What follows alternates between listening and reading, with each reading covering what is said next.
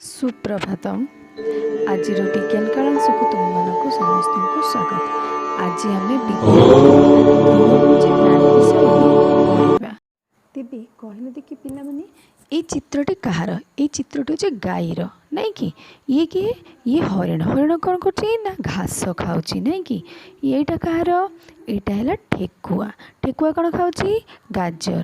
तापरे मिट्टू। मिट्टू मक्का खाउछि। तापर किए आसिला तुमर?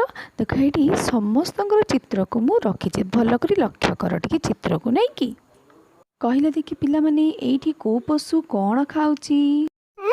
एटी गाई घास खाउछि, हरिण घास खाउछि, ठेकुआ गाजर खाउछन्ती, आउ मिट्टू मक्का खाउछि हैला।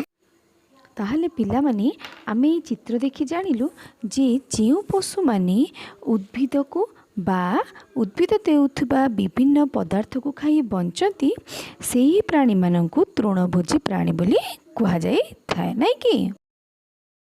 एबे तुम माननक पई प्रश्न 5टी तृणभोजी प्राणी माननकर चित्र लगाओ और सेमानकर नाम लिख। तृणभोजी प्राणी कहिले तुमे कौन बुझ? आओ संक्षिप्त टिप्पणी लिखिबो सुआ विषय रे। हैला। धन्यवाद।